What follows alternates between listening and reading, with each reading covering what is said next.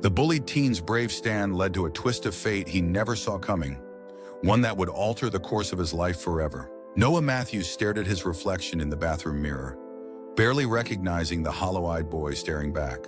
16 years old, with shoulders already weighted by invisible burdens no teenager should carry. The purple-yellow bruise flowering across his left cheekbone had faded slightly since yesterday, but the shame lingered, a constant companion that followed him through the hallways of Westlake High. The harsh fluorescent lighting accentuated the dark circles under his eyes, souvenirs from another sleepless night spent dreading the coming day. His fingers trembled slightly as he splashed cold water on his face, the shock of it momentarily grounding him in the present. 3 more periods. Just 3 more periods until he could escape. "You can do this," he whispered to his reflection, the words falling flat in the empty bathroom. The bell rang, its shrill demand echoing off the tiled walls. Noah's heart rate accelerated, a trapped bird beating against his rib cage. Time to face the wolves. The hallway was a rushing river of bodies, laughter, shouts, and slamming lockers. Noah kept his gaze fixed on the scuffed linoleum floor, his body instinctively curving inward, making himself smaller, less of a target. He'd perfected the art of invisibility over the past year, ever since Carter Daniels and his friends had decided that Noah's quiet nature and academic success made him deserving of their special attention. He was 3 lockers away from his English class, sanctuary for 55 blessed minutes, when he heard it. That particular laugh, sharp and cruel, that made his insides freeze. "Look who it is, guys." Carter's voice carried over the hallway noise, silencing conversations in its wake. The freak decided to show up today. Noah's pace quickened, but a hand clamped down on his shoulder, spinning him around. Carter Daniels stood there, 6 feet of leather jacket arrogance, flanked by his usual disciples. His smile never reached his eyes.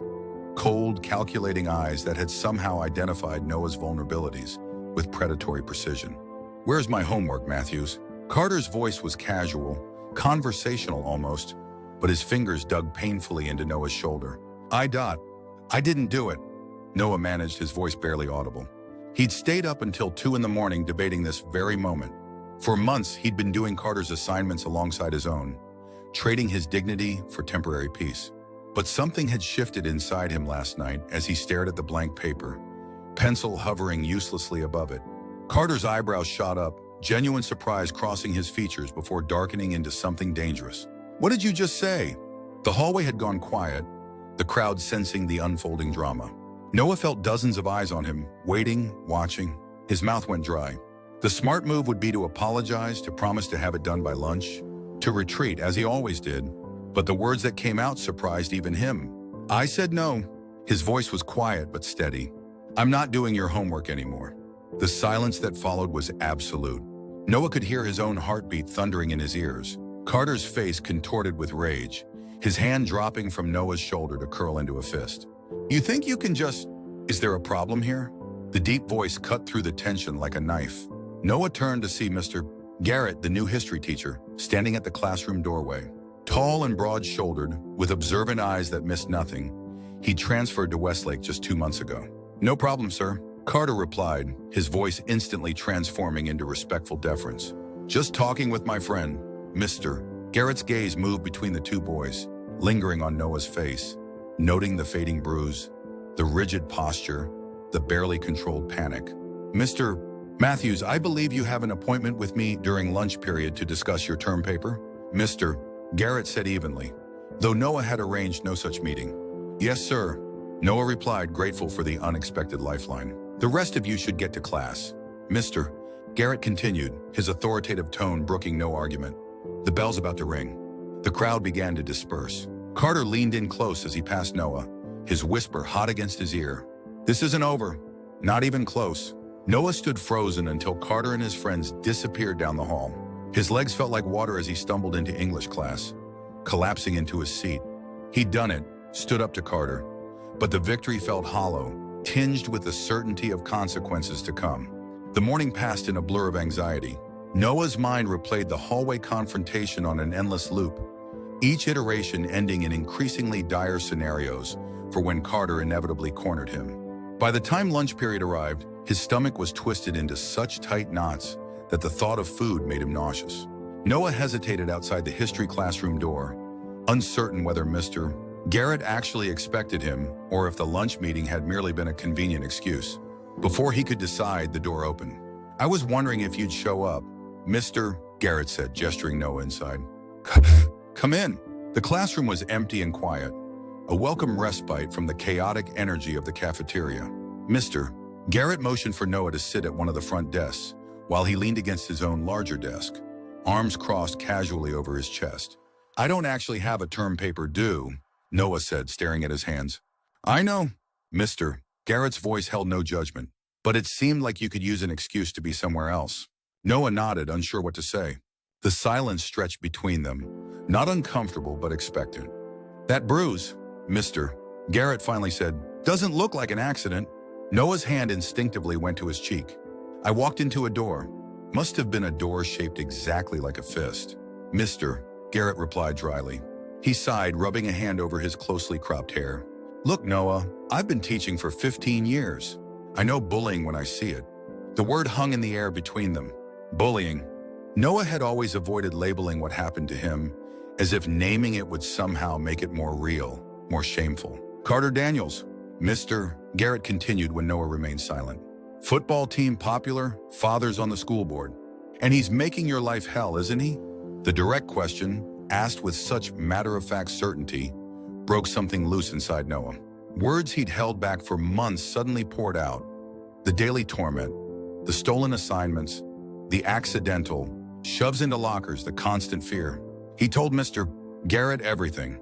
The relief of finally speaking these truths aloud, making his voice shake.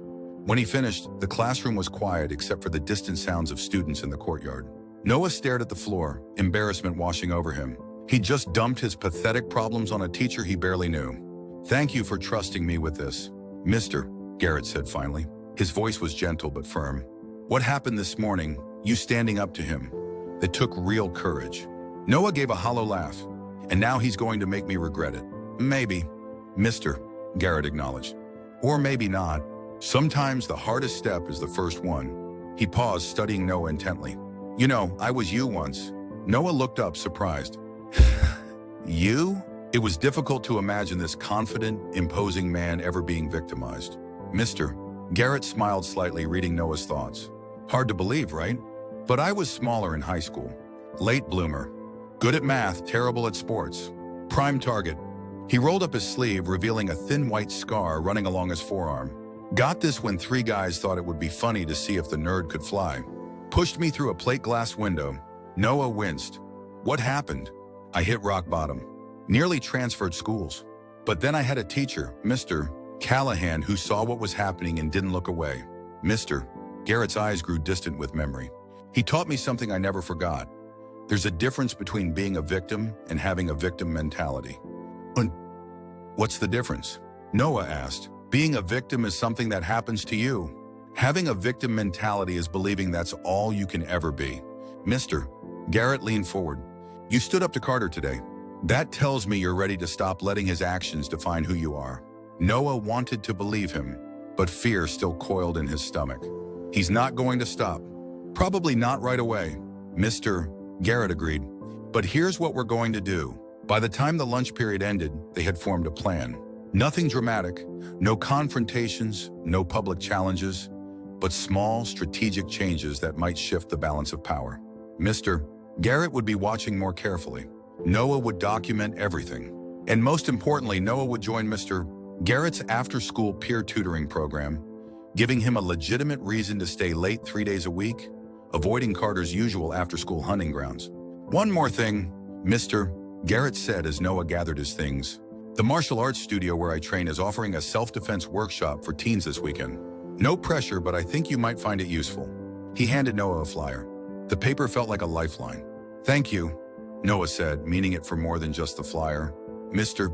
Garrett smiled. "You took the first step today, Noah. That's the hardest part." Noah made it through the rest of the day without encountering Carter, a small mercy he attributed to careful timing and alternative routes between classes. Techniques he'd perfected over months of evasion. By the time the final bell rang, a fragile hope had begun to take root. Maybe things could change. Maybe he wasn't as powerless as he'd thought. That hope lasted precisely 12 minutes. Noah had just cleared the school grounds, taking the longer route home through Mercer Park, when he heard footsteps behind him. He didn't need to turn around to know who it was. His body tensed, preparing for what was coming. "Hey, freak," Carter's voice rang out. "We've got unfinished business." Noah stopped walking but didn't turn. His heart hammered painfully against his ribs. "Mr." Garrett's words echoed in his mind. "There's a difference between being a victim and having a victim mentality. Keep walking and I'll make it worse," Carter warned, closer now. Noah could hear multiple sets of footsteps. Not just Carter then. Slowly, Noah turned to face them. Carter stood 5 feet away, flanked by 2 of his friends, Jason Reynolds and Drew Peterson. The setting sun cast long shadows across their faces, making them look more menacing than they did in the fluorescent-lit hallways of Westlake High. "What do you want, Carter?"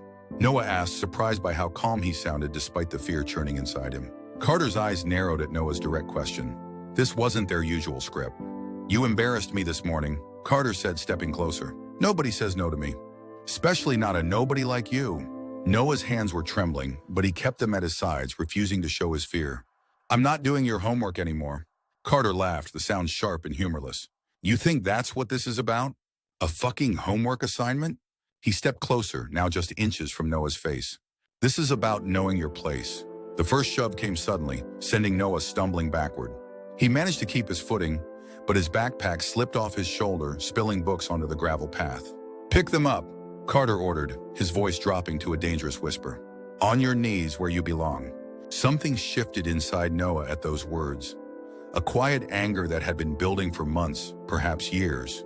It rose through him like a tide, washing away the familiar fear. "No." The word was soft but unyielding. Carter's eyes widened slightly, genuine surprise flashing across his face before it hardened again. "What did you say?" "I said no." Noah's voice was stronger now. "I'm done, Carter. Find someone else to terrorize." Carter's face darkened with rage. "You think you can talk to me like that?" What happened next occurred so quickly that Noah would later struggle to recall the exact sequence. Carter lunged forward, fist raised. Noah, acting on pure instinct, stepped to the side. Carter's momentum carried him forward, his balance compromised by his own anger. He stumbled, arms windmilling, and then toppled awkwardly down the small incline beside the path, landing hard on his side. The crack was audible. So was Carter's scream. For a moment, everyone froze. Carter lay at the bottom of the slope, clutching his arm, his face contorted in pain. Jason and Drew stared at Noah with expressions of disbelief before scrambling down to help their fallen leader. "Don't just stand there," Carter shouted through gritted teeth. "Get help, you idiots!"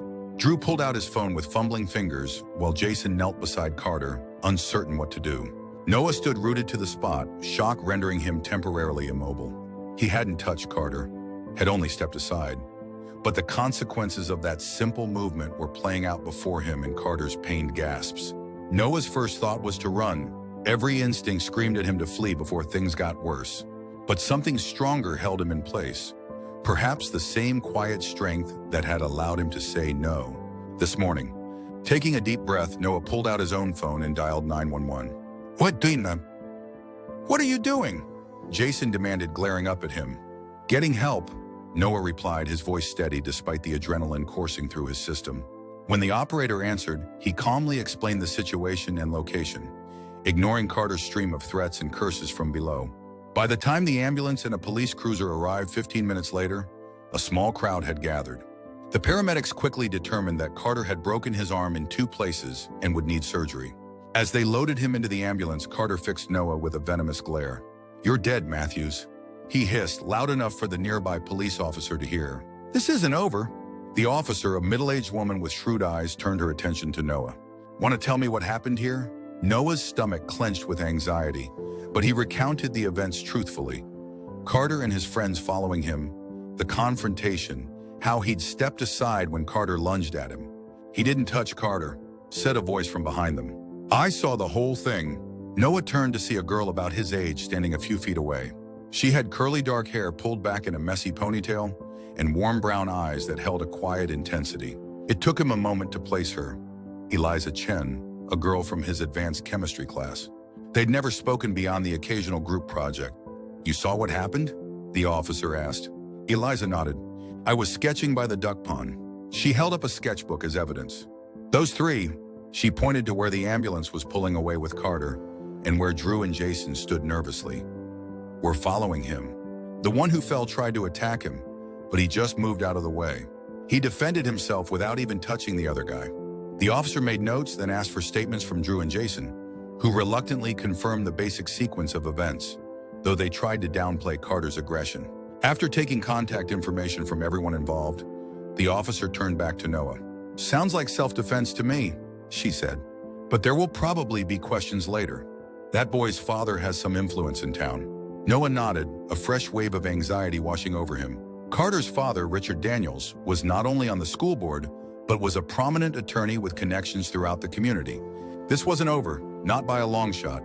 As the crowd dispersed and the police car pulled away, Noah was left standing alone on the path. No, not alone. Eliza remained a few feet away, watching him with an unreadable expression. "Thank you," Noah said after an awkward moment, "for telling them what happened." She shrugged, tucking a stray curl behind her ear.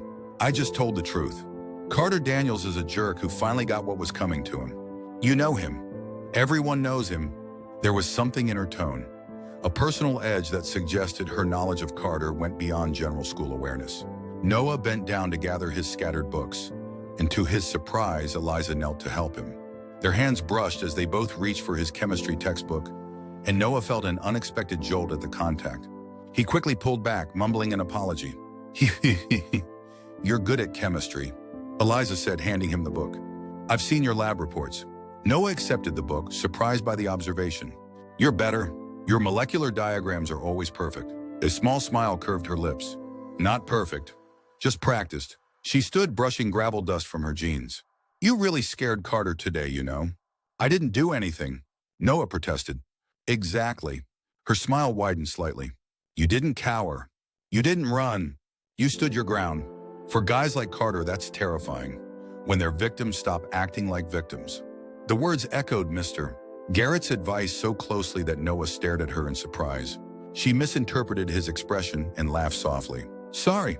I tend to analyze people too much. My mom's a psychologist." "No, it's just someone else told me something similar today." Noah zipped his backpack closed and slung it over his shoulder. "About not having a victim mentality." Eliza nodded, her expression thoughtful. "Smart advice." She glanced at her watch and frowned slightly. "I should go. My mom's expecting me home?" "Right. Sure." Noah felt an inexplicable reluctance to end their conversation. "Thanks again for stepping up with the police." "Anytime," she replied, and something in her tone suggested she meant it. She started to walk away, then paused, turning back. "You know this isn't over, right? Carter won't let it go." Noah sighed. "Yeah, I know. Just be careful, okay?" Her concern seemed genuine, which puzzled Noah. Why should this girl, practically a stranger, care what happened to him?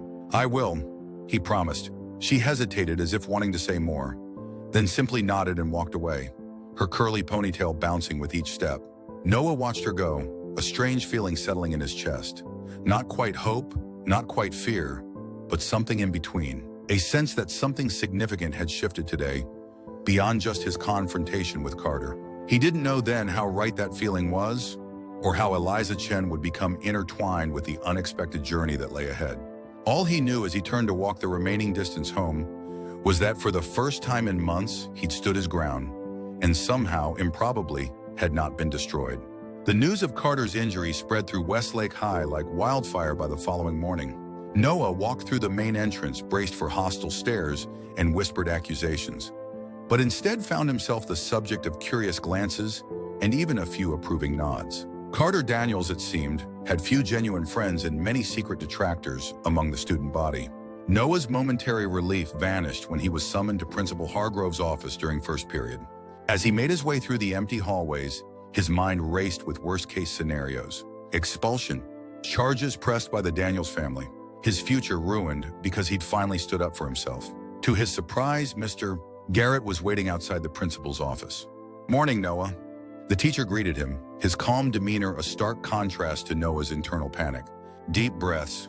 "You didn't do anything wrong, remember that?" Before Noah could respond, the office door opened and Principal Hargrove, a thin, perpetually harried-looking man with thinning gray hair, gestured them inside. Seated in one of the visitor chairs was a man Noah recognized immediately as Richard Daniels, Carter's father. Tall and imposing in an expensive suit, he radiated cold anger. "Mr. Matthews?" Principal Hargrove began once they were all seated. I'm sure you know why you're here. There was an incident yesterday involving Carter Daniels. An incident? Richard Daniels interrupted, his voice controlled but seething with barely contained rage. This boy attacked my son, breaking his arm in 2 places. Carter required surgery last night and will be in a cast for at least 6 weeks, possibly missing the start of football season. With all due respect, Mr. Daniels, Mr. Garrett interjected before Noah could speak. That's not what happened, according to multiple witnesses. Principal Hargrove looked uncomfortable. Yes, well, we're here to get to the bottom of this. Noah, please tell us your version of events. Noah's mouth felt dry as 3 pairs of eyes fixed on him. He swallowed hard, then began recounting the events truthfully. Carter and his friends following him, the confrontation, how he'd merely stepped aside when Carter lunged at him. A convenient story. Richard Daniels scoffed when Noah finished. My son tells a very different tale. He says you lured him to the park and attacked him without provocation. That's not what happened, Noah said, his voice quiet but firm. And there were witnesses. 2 of Carter's friends who'll say whatever he tells them to. Daniels dismissed. Actually, Mr. Garrett cut in. There was an independent witness. Eliza Chen saw the entire incident and gave a statement to the police that corroborates Noah's account. At the mention of Eliza's name, something flickered across Richard Daniels' face. A momentary hesitation, quickly masked. I've also brought something else. Mr. Garrett continued, pulling a folder from his briefcase. With Noah's permission, I've compiled incidents involving Carter Daniels' behavior toward him over the past several months, including photographic evidence of injuries, documented harassment, and testimonials from other students who've witnessed the bullying. Noah stared at Mr. Garrett in surprise. When had he put this together? The teacher had mentioned documentation as part of their plan, but Noah hadn't expected anything this thorough, this quickly. Principal Hargrove accepted the folder with obvious reluctance, paging through it with increasing discomfort. Richard Daniels' face darkened as he leaned over to see the contents. This is absurd, Daniels finally said, his voice tight. A collection of unsubstantiated accusations meant to distract from the real issue. My son is in the hospital because of this boy's actions. Your son is in the hospital because he attempted to assault another student and fell while doing so. Mr. Garrett corrected calmly. Noah defended himself without violence, which shows remarkable restraint given the documented history of abuse he suffered at Carter's hands. Principal Hargrove cleared his throat nervously. Mr. Daniels, while I understand your concern for your son, these documents do raise serious questions about his behavior. Our school has a strict anti-bullying policy. A policy that's been selectively enforced, it seems. Mr. Garrett added pointedly. Richard Daniels' jaw tightened. Are you suggesting my son is lying, Mr. Garrett? And I'm not suggesting anything. I'm stating facts supported by evidence. Mr. Garrett's voice remained even. Carter has been bullying Noah and other students for months. The school has failed in its duty to provide a safe learning environment. Yesterday's incident was the inevitable result of that failure. The tension in the room was palpable. Noah sat very still, hardly daring to breathe as the adults locked in a silent battle of wills. Finally, Richard Daniels broke the silence. What exactly are you hoping to achieve here? He asked, his tone slightly less aggressive. Mr. Garrett glanced at Noah before answering. Justice and safety. Noah deserves to attend school without fear of harassment or physical harm, as does every student. Principal Hargrove, clearly eager to find a resolution that wouldn't antagonize the influential Mr. Daniels, leaned forward. Perhaps we can reach a reasonable compromise.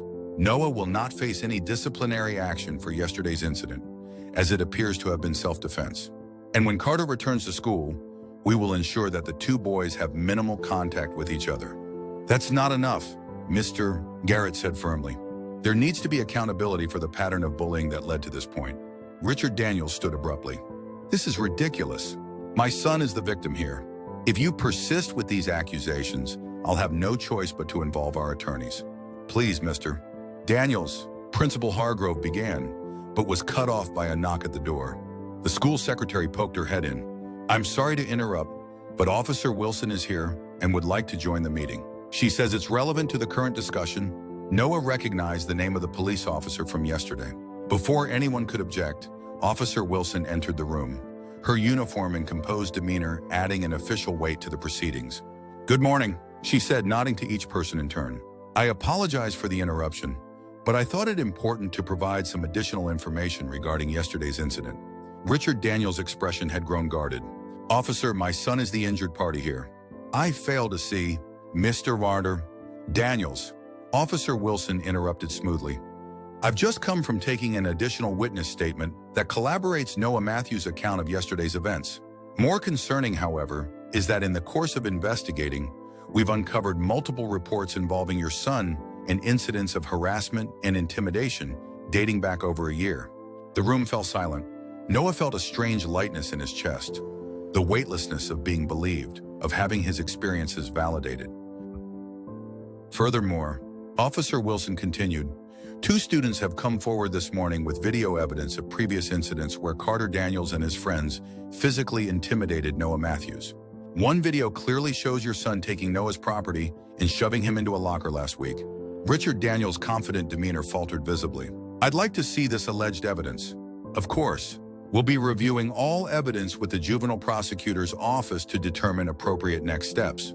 Officer Wilson's tone was professional but firm. Given the pattern of behavior and the accumulating evidence, there may be charges of criminal harassment considered. The word charges hung in the air like a thunderclap. Principal Hargrove looked pale. "Surely that's excessive," Richard Daniels said, but his voice lacked its earlier certainty. "Boys have disagreements. It's part of growing up. Harassment and physical intimidation aren't disagreements, Mr. Daniels," Officer Wilson replied. "They're serious offenses that can have lasting consequences for the victims." For the first time, Noah felt a flicker of something unexpected. Pity for Carter.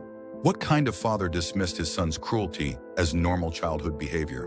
What kind of home environment had shaped Carter into the person he'd become?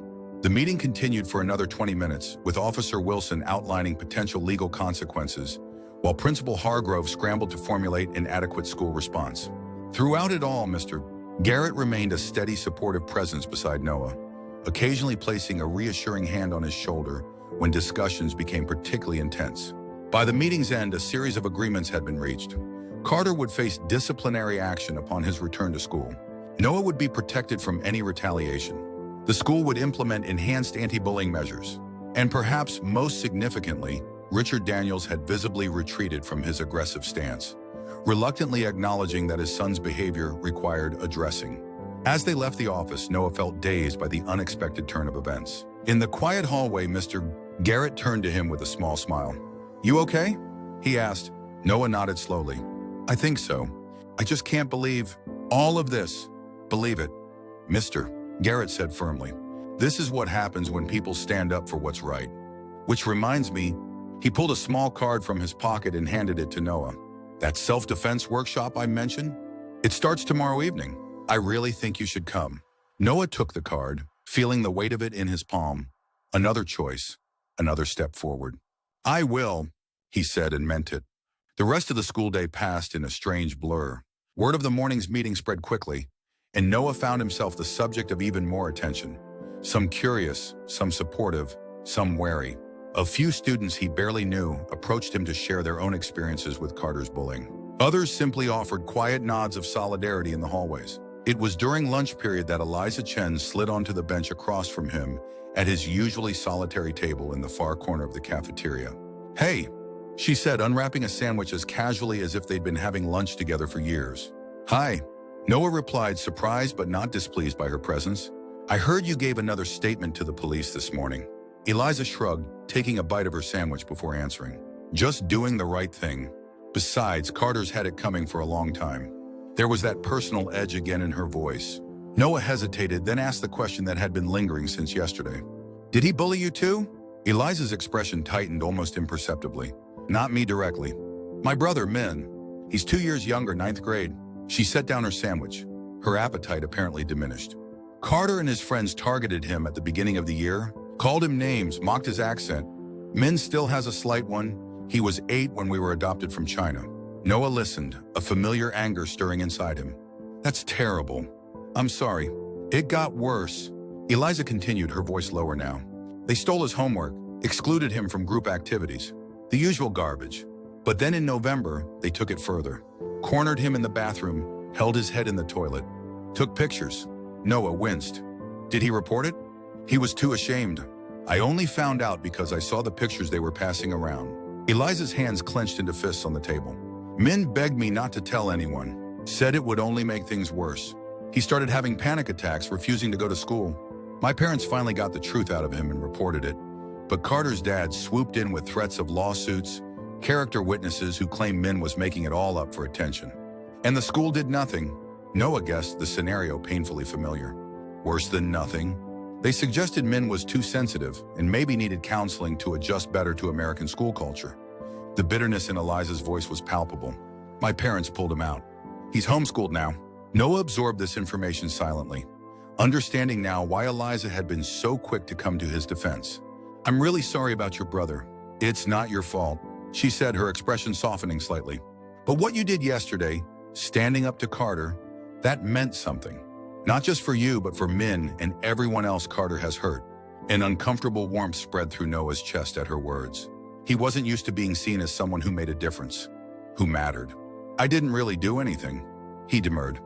I just didn't let him push me around. For once, sometimes that's enough, Eliza said simply.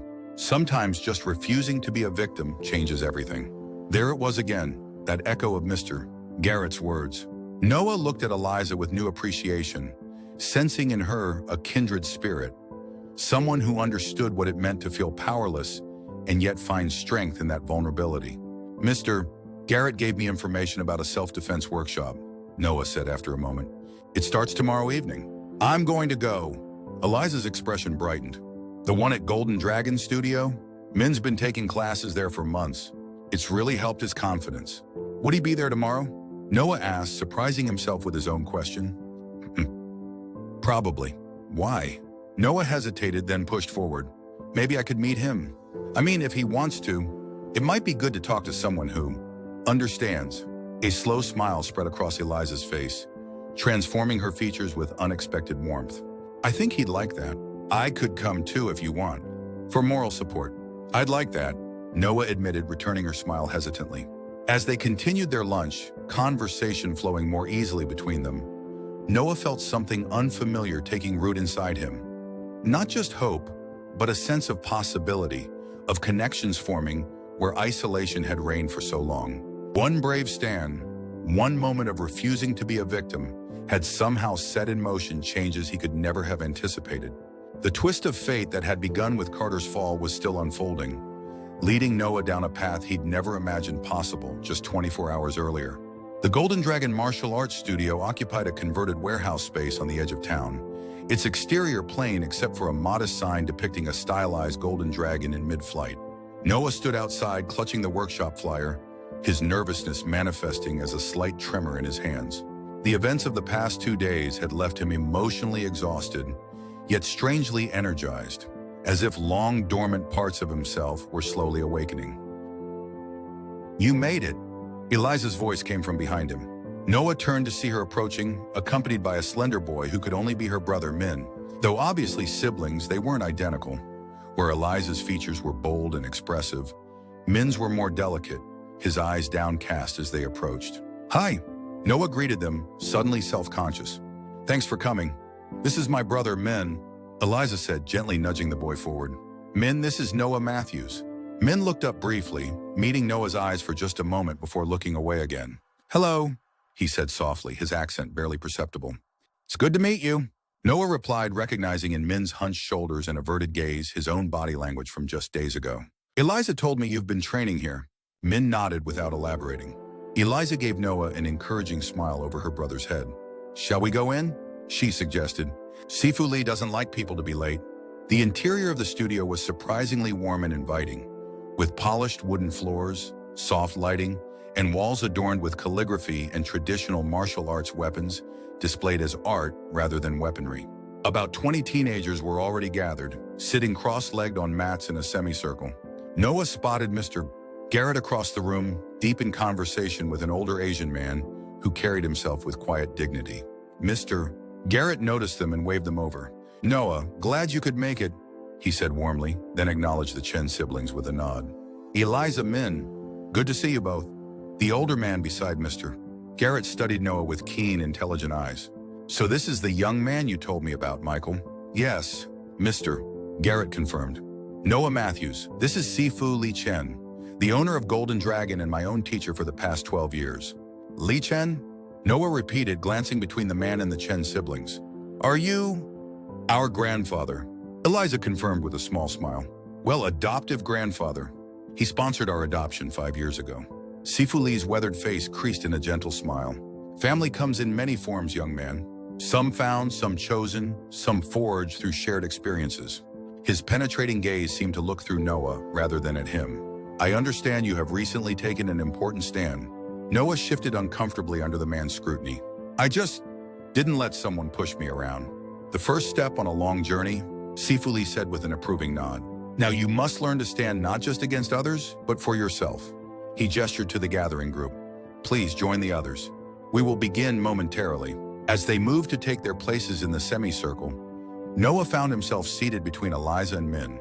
Around them were teenagers of various ages, some looking confident and at ease, others clearly new and nervous like Noah. What united them, he would later learn, was that many were there for similar reasons, to find strength after experiences of bullying, exclusion, or trauma.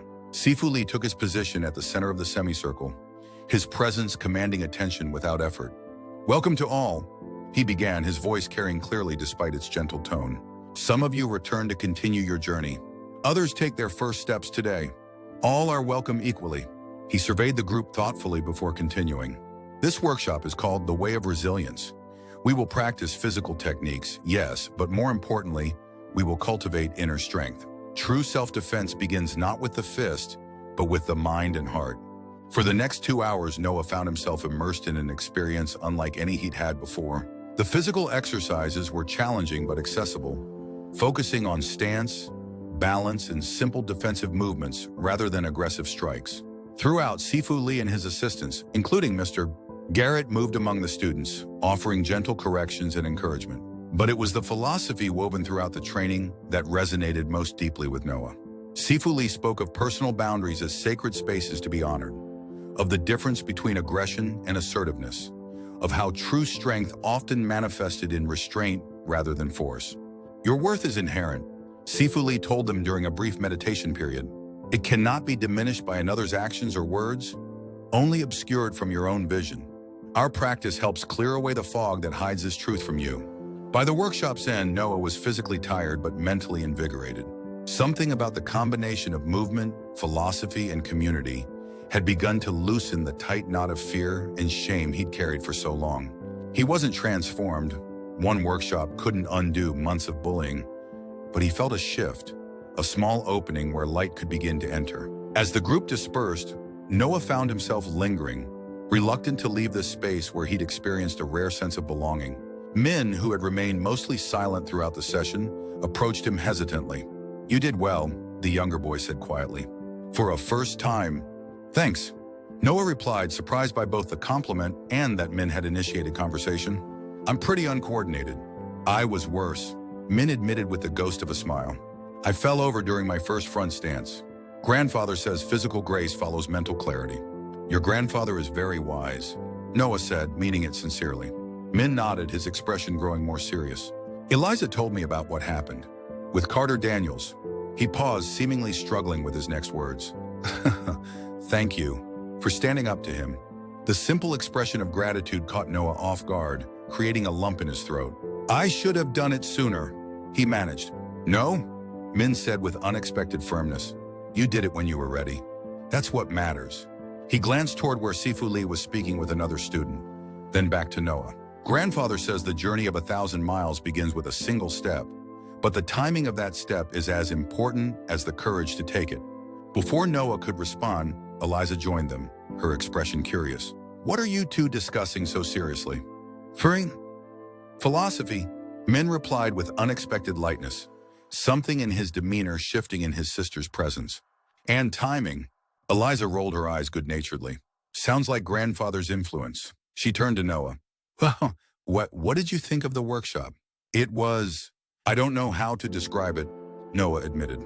Different than I expected. But better. If you're interested, there's a regular class for beginners on Tuesdays and Thursdays, she said. Min goes on Tuesdays. I help grandfather with the younger kids class on Thursdays. The invitation was clear in her voice. though she didn't state it directly. Noah found himself nodding before he'd consciously made the decision. "I'd like that," he said. "Tuesdays would be good." Min's face brightened slightly. "We could come together. If you want." This tentative offer of friendship from someone who had suffered, as he had touched something deep in Noah. "I'd like that a lot," he said, his voice slightly hoarse with emotion. As they exchanged phone numbers and made plans to meet, Mr. Garrett approached with Sifu Lee. "Noah, do you have a moment before you go?" "Mr. Garrett asked.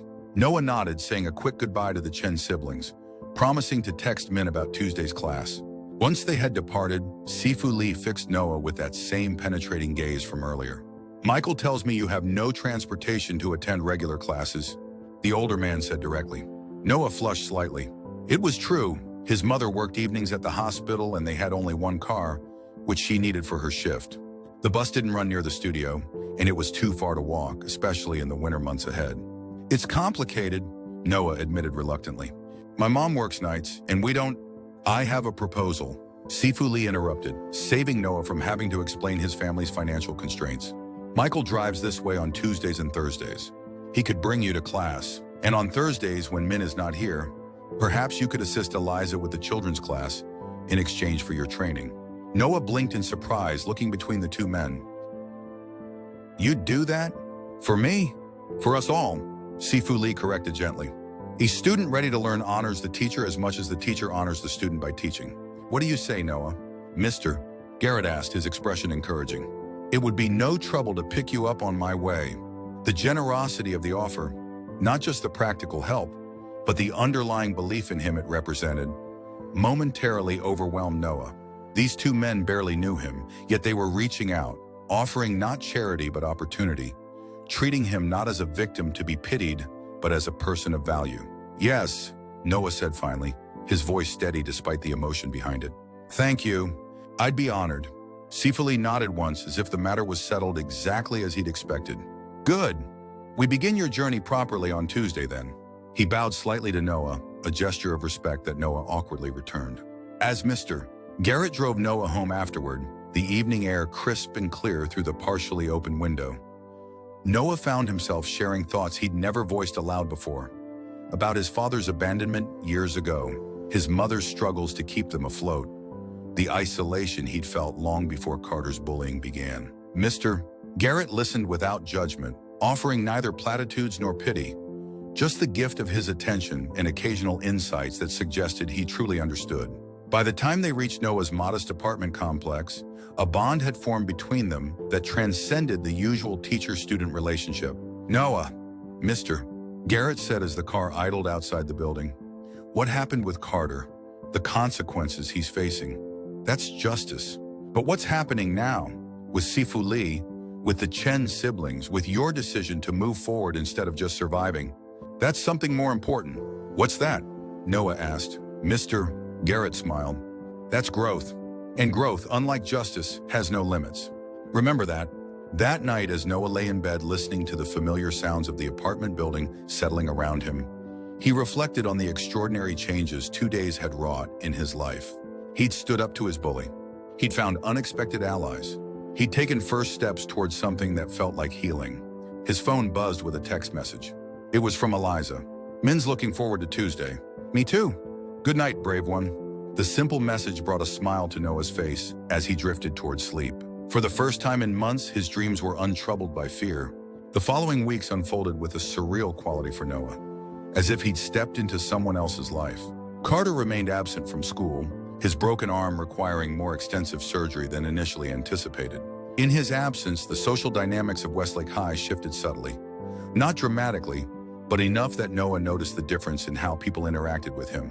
Some of Carter's former friends maintained a hostile distance, occasionally muttering threats or insults when teachers weren't nearby.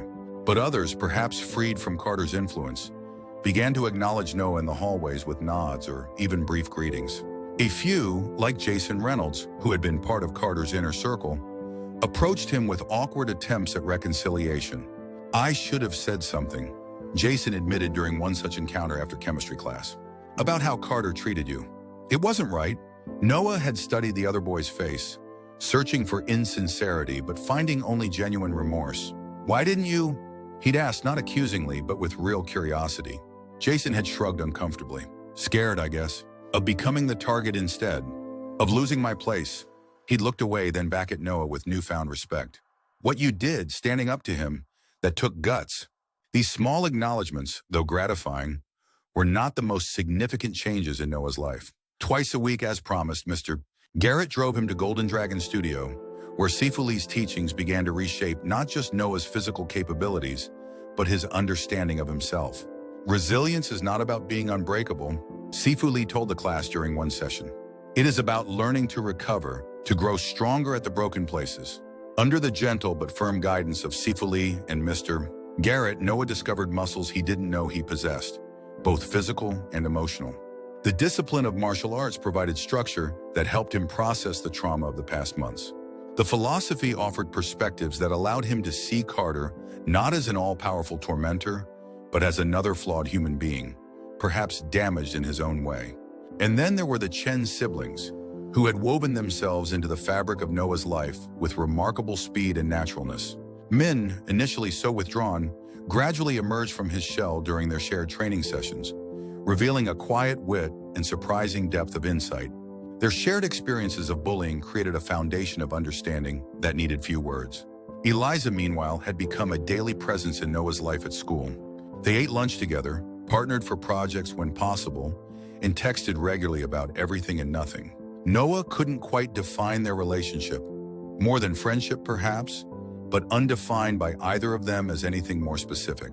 What mattered was the ease he felt in her presence, the sense of being truly seen and accepted. It was Eliza who first suggested that Noah meet Min's online gaming friends, a tight-knit group of teenagers from across the country who had formed their own supportive community.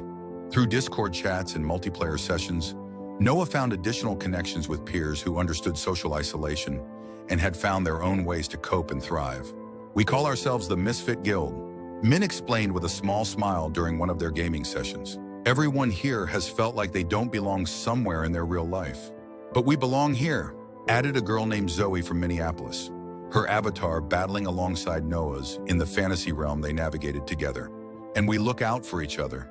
These virtual friendships, alongside his growing real-world connections, created a support network Noah had never imagined possible months earlier.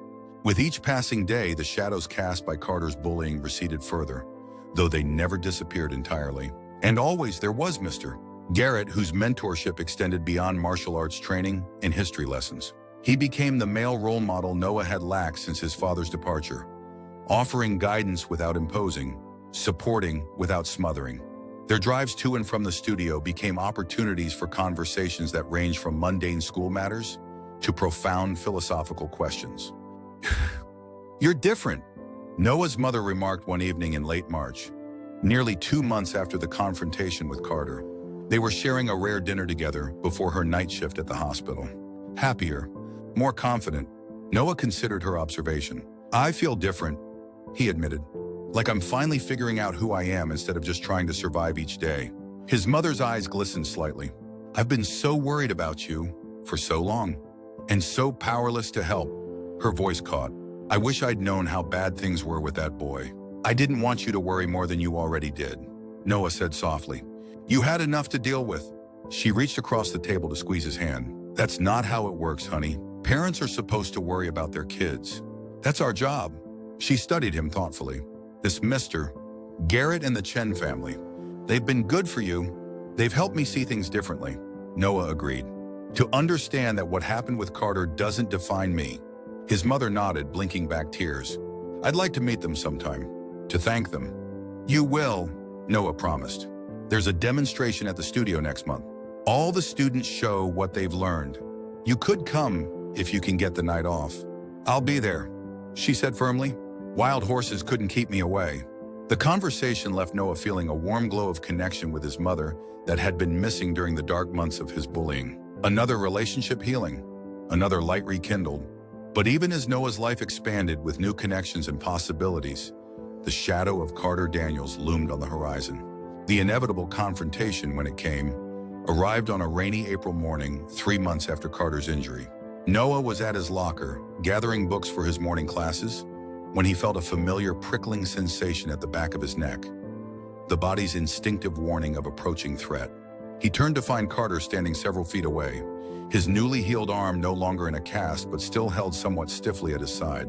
Carter looked different. Thinner perhaps, his usual confident swagger diminished, but his eyes still held that dangerous glint as they locked onto Noah's. The hallway around them quieted as students sensed the tension, creating a bubble of space around the two boys. Noah was acutely aware of Eliza frozen mid-step several yards away, her expression alert and concerned. "Matthews," Carter said, his voice carrying in the sudden silence. "We have unfinished business." Noah felt the old fear rising within him, a conditioned response to Carter's presence. But something else rose alongside it, the quiet strength he'd been cultivating for months under Sifu Lee's guidance. He straightened his posture, centering himself as he'd been taught. "No, we don't," Noah replied calmly. "It's finished, Carter." Carter's jaw tightened. "You ruined everything. Do you know what you did? I'm on probation, kicked off the football team. My dad had to hire lawyers, all because you couldn't take a joke." "It wasn't a joke," Noah said, his voice steady but not confrontational. "It was bullying. And it wasn't just me." Something flickered in Carter's eyes, perhaps surprise at Noah's directness, or discomfort at having his actions named so plainly. "You think you're so special now?" Carter sneered, taking a step closer. "Got yourself some new friends? Learning kung fu? Acting like you matter?" Noah held his ground, neither advancing nor retreating. "Everyone matters, Carter. Even you." The unexpected response seemed to throw Carter off balance. His eyes narrowed suspiciously. "What's that supposed to mean?" "It means I'm not your enemy," Noah said simply. "I never was. I was just an easy target." Carter's face flushed. "You don't know anything about me." "I know you're angry," Noah acknowledged. "I know you're hurting. I know you think hurting others makes you powerful, but it doesn't." For a moment, something vulnerable flashed across Carter's features.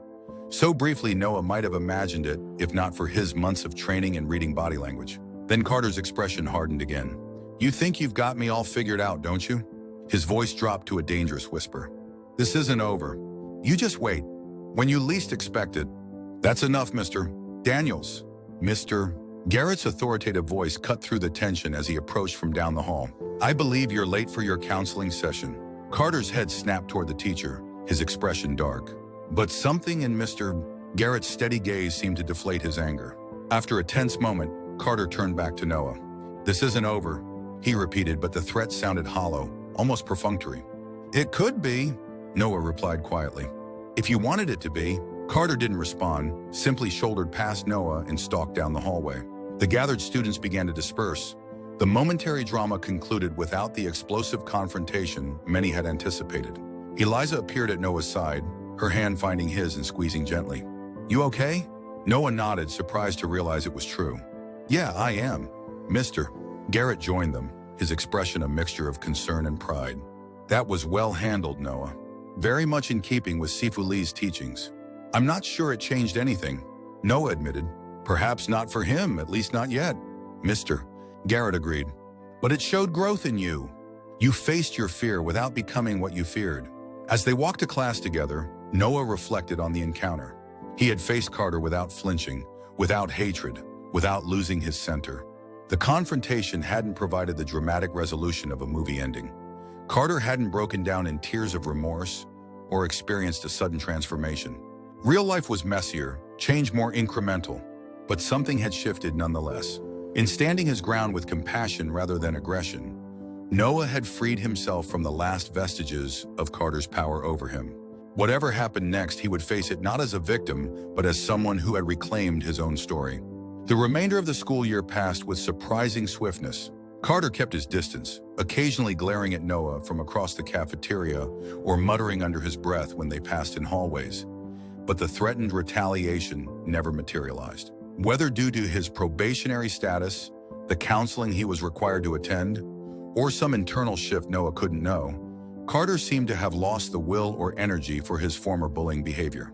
Noah's life, meanwhile, continued to expand in unexpected directions.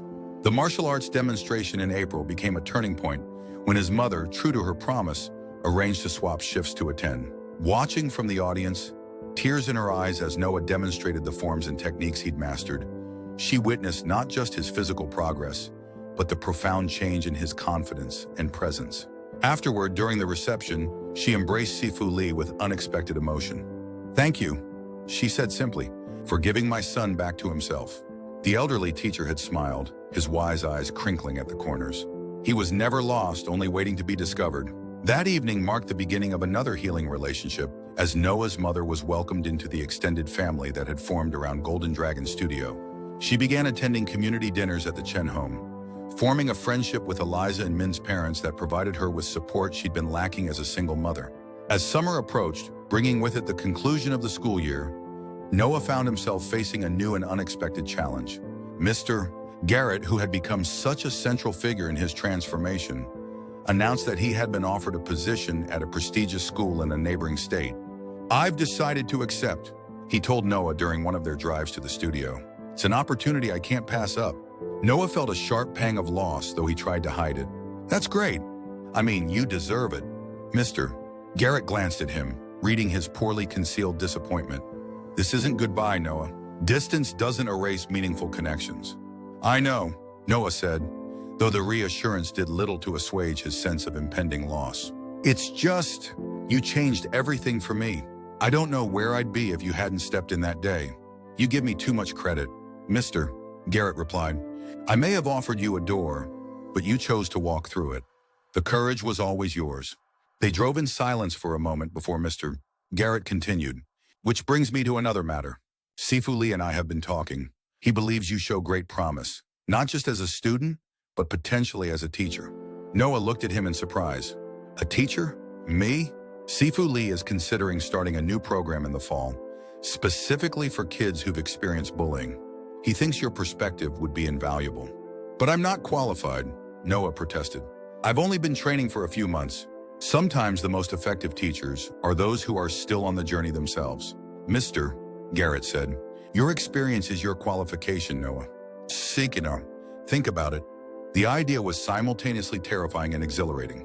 Noah, who had spent so long trying to be invisible, to avoid attention, couldn't imagine himself standing before a group as an instructor. And yet something about the proposition resonated deep within him. The possibility of transforming his painful experiences into something that might help others. On the last day of school, as students emptied lockers and signed yearbooks with a frenetic energy born of impending freedom, Noah found himself approached by an unexpected visitor. Ms. Chen, Eliza and Min's mother, waited for him by the main entrance, her elegant presence drawing curious glances from passing students.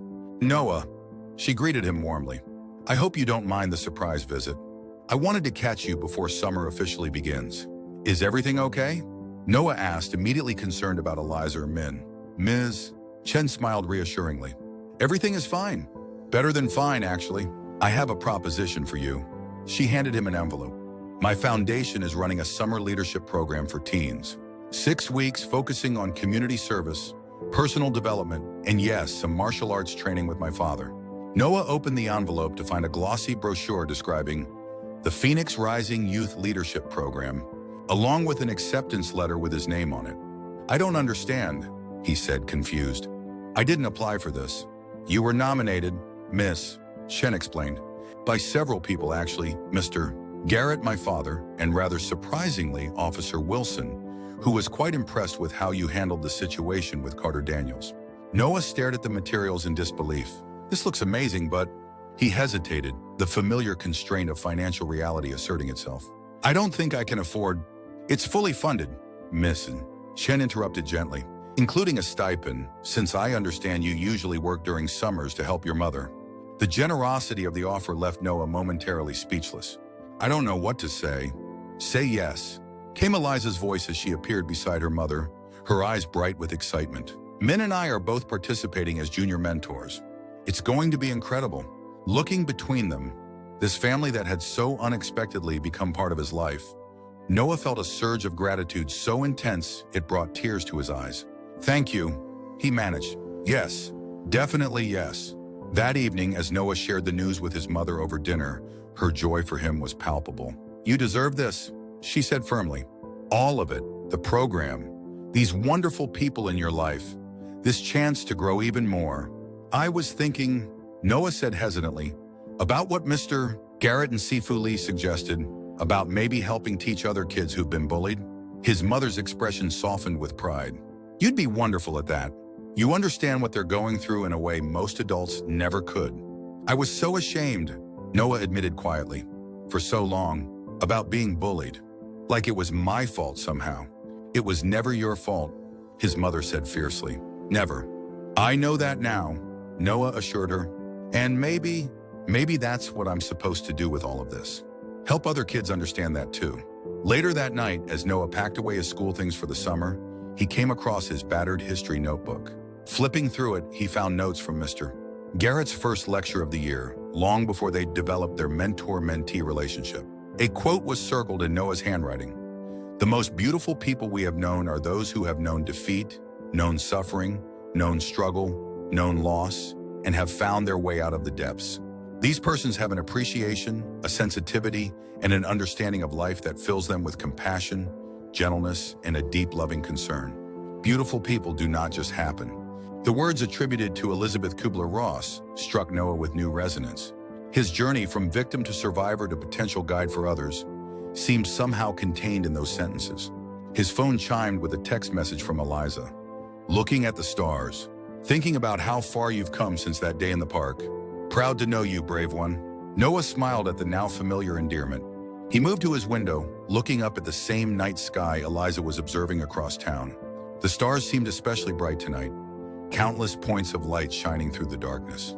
In that moment, Noah understood with perfect clarity the twist of fate that had begun with his brave stand months ago. It hadn't simply changed the course of his life. It had revealed a path he might never have discovered otherwise. A path of connection, purpose, and meaning that extended far beyond the boundaries of his former isolated existence. Carter Daniels, who had once loomed so large in Noah's consciousness, had inadvertently set in motion the very circumstances that would lead to Noah's liberation, not just from bullying, but from the limitations he had placed on himself.